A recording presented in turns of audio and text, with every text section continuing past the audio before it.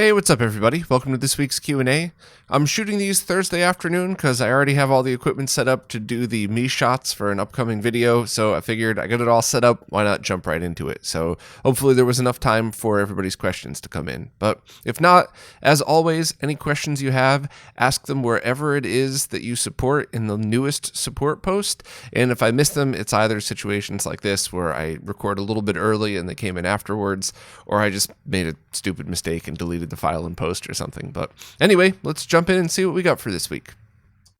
First up, Monty says they need some expert eyes to take a look at my CPS2 setup. I'm in New York City, Manhattan. Can you recommend anyone who could debug? I have a feeling something is fried after I moved my perfectly working digital AV and DarkSoft setup from one case to another. I started debugging with the Supergun output, which is okay, but HDMI is not being picked up by either a modern TV or a multi-format monitor. This developed to then green screen on the Supergun output, then sound only, and now it's at no output at all.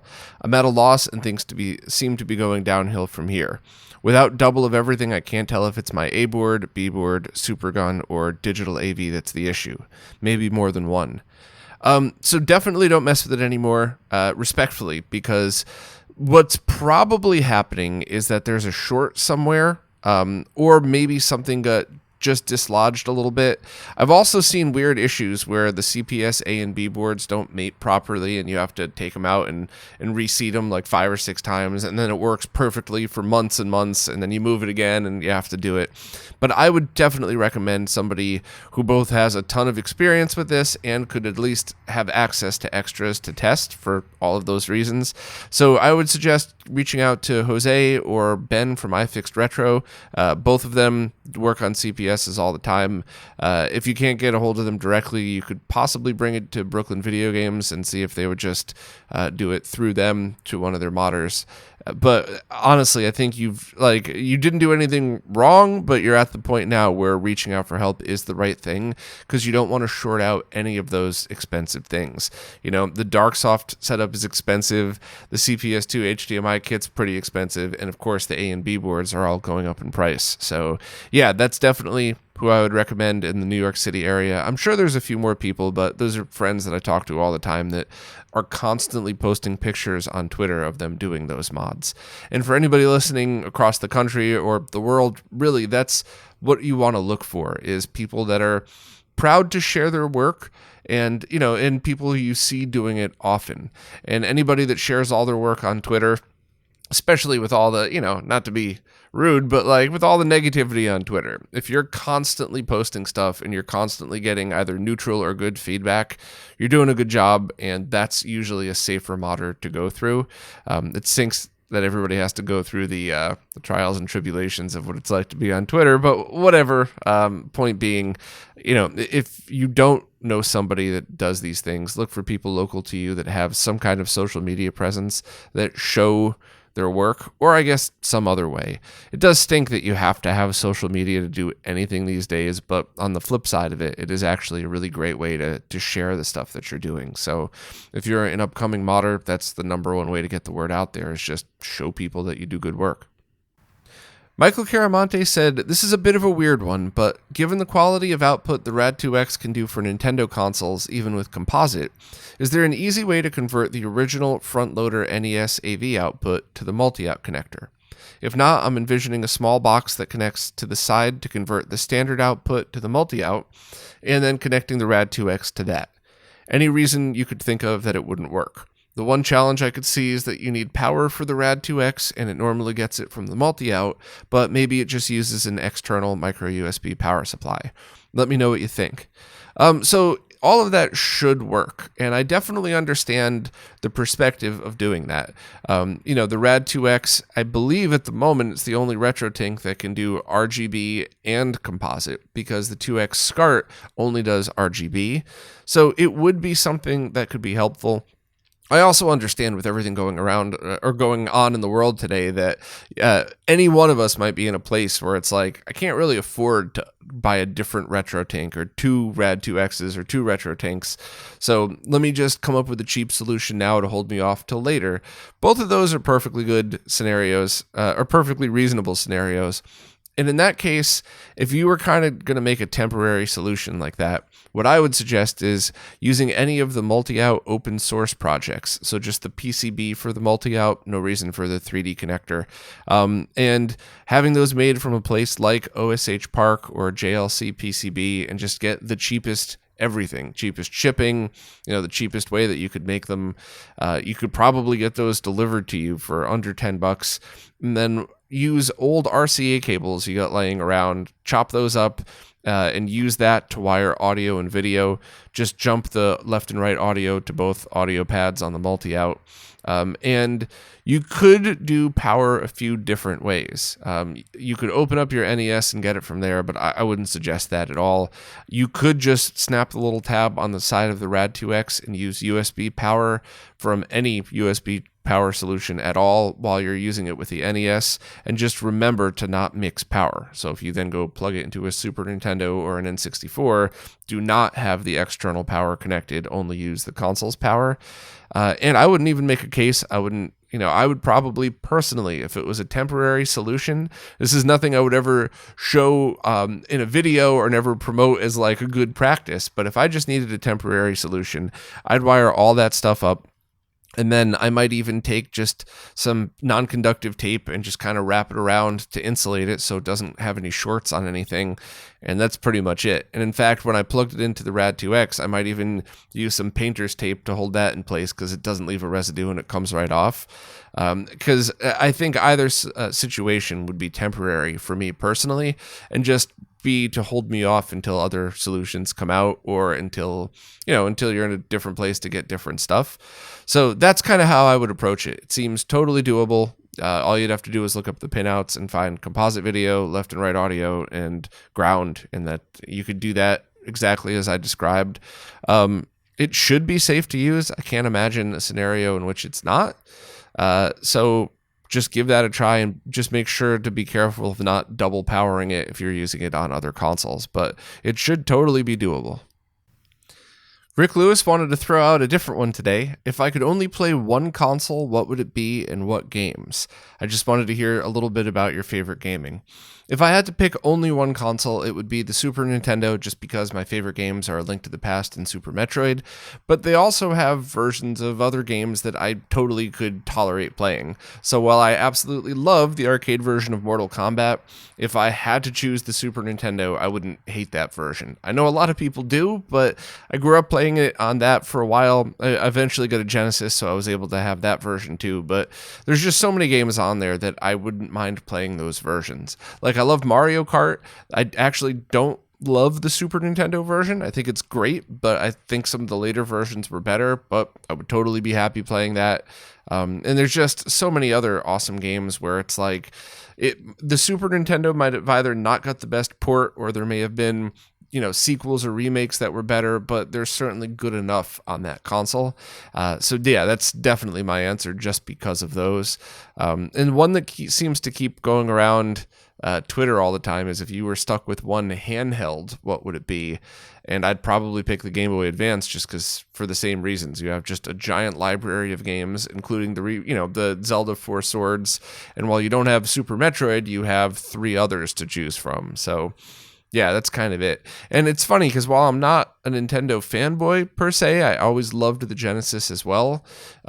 If I had to choose, it would definitely be those. So yeah, hopefully that was a fun answer. Josh Dilly said, it's time to purchase a Sega Saturn. I really like the look of the gray Japanese Saturn, but I want to be able to play games intended for North America. I know that the Action Replay 4 Meg cart will let a North American Saturn play Japanese games. Will it allow a Japanese Saturn to play North American games? I'm not really sure how the BIOS works with region unlocking. Thanks for your help. Yes, and I just tested this the other day. That clear Saturn case that I showed off was actually a friend of mine's that I was just having taken care of for him. And that is a Japanese Saturn, and I included an Action Replay cart and did test both Japanese and US games, and both seemed to work fine. The only thing I would suggest is buy the cheapest Japanese Saturn game that you could possibly find. Or maybe just buy your favorite just for the heck of it. I love Daytona, so I wouldn't mind buying another copy of Daytona, but that you always want something just to be able to test. Action replays are kind of finicky sometimes, and the Saturn cartridge slots are as well. So if you're ever running into an issue, you're going to want something that you could just throw in there and go, what's the problem? Is my laser dying? Is the action replay dying? Is the cartridge slot not seating properly? Or is it one of many other things? So let me try an original Japanese disc, and if that does work, then it cuts the troubleshooting down quite a bit. Whereas if that doesn't work, then it's a laser, something on the inside. You know to look for a completely different hardware-based problem. So that's my only suggestion, but other than that, yeah, you should be golden. Fupa Troopa was looking to convert component video to composite video for use on a consumer-grade CRT, and I'm going to start out by saying don't count on it. I'll obviously elaborate in a second, but I want to make sure to open up with this probably isn't going to happen in the way that you want it to happen. So to back up a little bit, there's a bunch of converters out there that could take RGB and convert them to S-video and composite video. And there's a chance that it'll work with TV signals, standard 480i coming from a DVD player or a whatever else that you might have. But I don't think I've ever gotten it working properly with video games for a bunch of reasons that, to be honest, I only barely understand myself. So I would just sound stupid trying to explain it. I could just skip to the end and say I've tested a whole bunch of stuff and it never really worked properly with video games. Some consoles were tolerable. They just kind of looked like you were playing on a bad TV. Others, the colors were just way off, and I wouldn't ever suggest it. However, all of those converters do seem to work fine with S-video. So if you want to just hunt yourself down a consumer-grade TV with S-video input, the ones from LinuxBot 3000, that seem to work, and I believe this is one of the most expensive ones out there. It's got D-sub in, but you need to run 15 kilohertz. So this would probably be one of the easiest from Mr. LinuxBot also has a SCART version. I believe Mike Chi put a design up open source that you could make your own if you wanted. Same thing, D-sub in, and it also acts like a sync combiner if you send it that. I would look into that one a little more if you felt like a project. And of course, there's the AshenWorks one. That's expensive, but if you need to split the signal as well as down convert it, then that's a decent choice. That's not for everybody, but if you look at that one, you're either going to go, not for me, or yes, that's exactly what I need. It's one of those like pretty obvious ones right away. You also mentioned one that looks like it could take high definition signals from component video and bring that down to composite and S-video. And I have tested those before, and they do work, but there's two problems. The first is they're designed for taking HD signals, so 480p and up usually, and down converting those to composite. I believe they will work if you put 480i in, it just stays 480i, but those are usually pretty laggy. Those are designed for things like, I have a computer and I want to put a slideshow up on my Works projector, and they don't want to upgrade it because they only do one presentation a year, so let's just look at the stupid presentation through composite this way. I guess you could also use it if there's like old TV shows on Netflix you might want to watch on your CRT, but I don't think either of them are going to work for video games, both for the way it looks, treating all of these signals as going down to 480i instead of 240p, and of course the one that I measured that looks exactly like yours, but it has an HDMI in instead of component, that had like 3 to 5 frames of variable lag. So while it might be good for presentation purposes, it's certainly not for gaming at all. And that's something a bunch of people are working on. There might be ways in the future to go from HDMI down to composite and S-video. And there's a potential for a hardware converter that goes from RGB or component down to composite. But every one that I've tried has an issue, or it's got a frame buffer and it's laggy and it's designed for video signals. So unfortunately, I don't think there's an answer that will work for you, but if anybody knows of one or thinks they know of one, please let me know. The keys are no scaling. It's not going to downscale it because almost guaranteed if it does, it's going to add lag and not process 240p correctly. That's the next one. It's got to process 240p as 240p. And then, of course, it has to get the colors right. So that was a really long way of saying you should probably just get the Linux bot one and a TV that has S-Video and be done with it. Or if you haven't purchased the Mister yet, there's one case out there, which is China only, but we're trying to get it in the US, that has a Sega Saturn AV port. And the Saturn S-Video cables will work with it. The downside of that case is there's no VGA, so if you ever want VGA or component video, it would be tricky or wouldn't work at all. But if you're just looking for straight up RGB and S-Video, that case is a great option. I've been using it and testing it since it came out, but they're hard to get. Like, I won't even put a link because you have to hunt them down on Taobao, I think, and then you have to have a proxy service buy it for you. And then the proxy service, the translation's terrible. I ended up accidentally spending $100 and something in next day shipping because I couldn't figure out what they were asking for. Yeah, it was a nightmare. I'm sure people listening to this are laughing at me like, oh, I use it all the time. You're just too stupid to figure it out.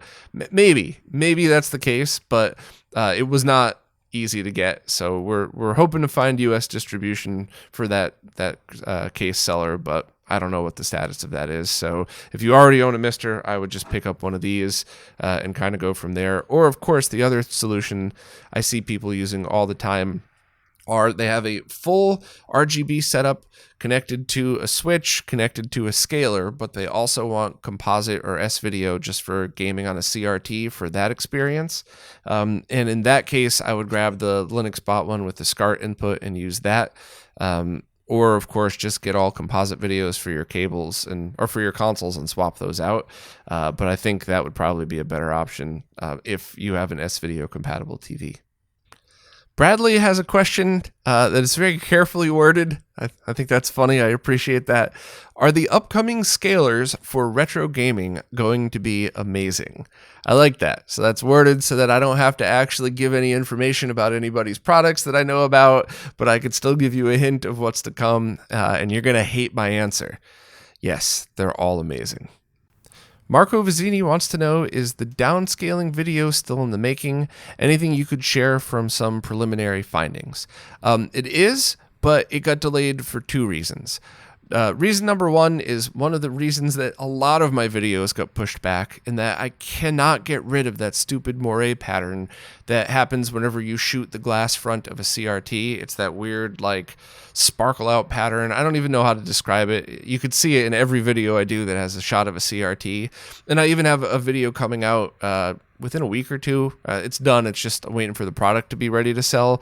And all of the CRT shots have it, and luckily it's not the purpose of the video, so I just left it in. But when you do a downscaling video, the whole purpose of downscaling is how it looks on a CRT. So I got to get the look right. And while I did shoot a bunch of footage, it looked meh. And I also was talking to Fudo, and he suggested that I also show how some of these down conversions work and how I use like an Extron 201 RXI to move the image up and down to show how that affects it. And he was 100% right. So I went back and said, all right, let me set up the camera, let me get it. And I just spent like 2 hours trying to get good shots, and it looked terrible. And so many people give me the advice of, well, just focus a little too far or a little too close, and that way you get rid of the moire pattern, but you can still see the screen. Yeah, I don't like that answer. It's a good answer, but it's not the one I want. I want as sharp as possible on the screen, like I do with still photos, but I want to be able to get video of it without the pattern, and I just don't want to substitute that.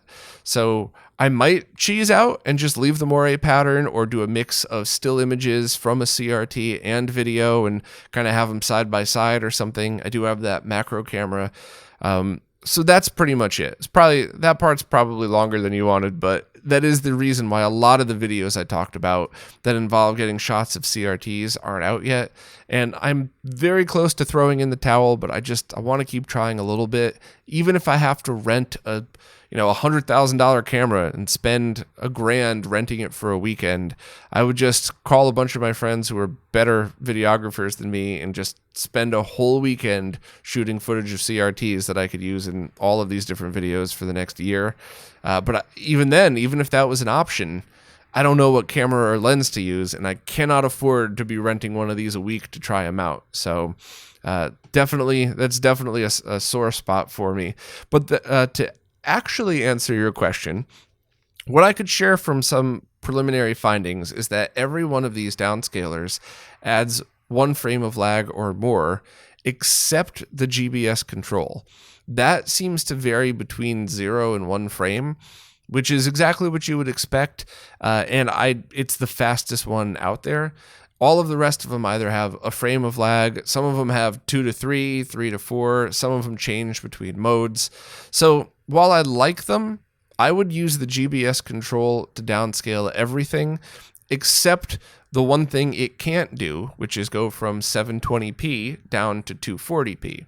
I believe the Koryo TV1 can do that, but the one I have has buttons that are broken, so I need to then hook it up to my PC, use the PC to control it, program in the downscaling, and try it again, which is yet another reason that got delayed because I've never done it before, so maybe that's going to take 5 minutes, or maybe I have to dedicate a day to drivers and serial ports and then getting the shot set up to get my mediocre shot of the CRT. So yeah, that is part of it. And also, to touch upon Bradley's question that I answered cheekily, the OSSC Pro has been advertised as having downscaling capabilities, and depending on when that comes out and how much longer it's going to take me to do this downscaling video, I might just wait for that to see how it compares, because I certainly don't want to put out a video now that's going to be completely obsolete in 2 months. I mean, what if the OSSC Pro does everything that we need with 0 lag? Then it would make all those other solutions that I would talk about completely and totally useless. So, or not useless, but not worth going out to buy. So, long, frustrating rant aside, my suggestion for downscaling is this. If you already own downscaling equipment, use that now, and you don't really need to upgrade until the OSSC Pro comes out and see how that falls into place versus pricing. If you don't own any equipment for downscaling, I would get the GBS control because it does so many other things as well. If you have a PlayStation 2, it's potentially one of the best devices for that because of its motion adaptive deinterlacing. If you predominantly play on CRTs, it might be the perfect solution for all scaling onto a flat panel. So it's, please watch the video about that. It does everything. It's such a very cool piece of software that takes a device that, no offense to anybody who bought these, but a device that mostly sucked and turns it into something that I am very happy to use, and I'm very glad that I got to test and put in all of these videos. So if you already own something for downscaling, just keep using it because it's probably good enough, but not going to be as good as what's coming next. And if you don't own anything and want something now, GBS control is awesome. And, even if the OSSC Pro becomes the end-all be-all of all scalers that does up and down scaling and sideways scaling, whatever the hell you want to do, the GBS control is a tool that I use all the time for other stuff. So it's not like you're buying one device for one reason and never using it again. You could always leave it in your toolbox. Alan Bingham said that they inquired about the no-cut RetroRGB mod a few weeks ago, and after hearing my response, they want to proceed with it. However, they're having difficulty finding a reputable modder to perform the mod. I reached out to Voltar several days ago to ask him if he would do it, but I never got a response. Can you point me in the right direction? Well, it's the same thing I was describing before. I would just try to find people on social media who's promoting their work that looks like solid work.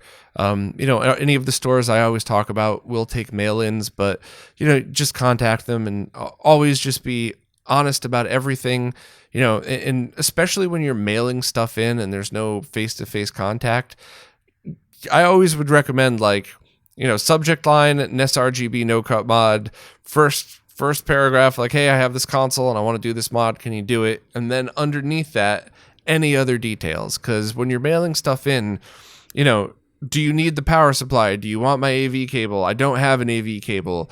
By the way, it also turns off every 3 minutes. You got to make sure to give people all of the info they need, and especially if it's not something where you're going to hang out and have a conversation when you drop it off, make sure anybody that you're sending your stuff into knows if there's any other problems. I probably should have said that before when I was talking about it, but you reminded me of it, so that's what I would do. Also, do you know a better method to get a response from Voltar?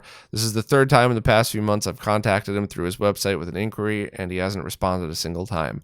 With respect to you and everybody else that asked me that question, Voltar is my friend, and that's as far as that goes. I don't respond to emails for him or questions. If he's not responding to you, either he's not getting it or it's a question he doesn't want to respond to. No disrespect towards you, Alan. I made that answer towards everybody that asks me this, but he's a really busy person that's trying to do a million different things, from making videos to modding to inventing new products to answering people's emails. So I completely understand why he wouldn't be able to get to them. I don't get to every email anymore either. I used to respond to every single email I got, including the really horrifically mean ones where I would usually respond with a smiley face or something and then block the person. But I just don't have time anymore. I'm really sorry. I'm just completely running on empty, and I could imagine Voltar is nearing that as well. So, or if maybe he's already there, I don't know. But yeah, no disrespect meant towards you, but I could only answer questions about me, and I always give the honest answer whether people like it or not. Well, that's it for this week. As always, thank you so much to everybody who participates, and especially thank you to everybody who supports, because it truly is your support that's keeping all of the videos, all of the behind-the-scenes research, the website, the podcast, and everything involved in that going. So thank you all so much, and I'll see you next week.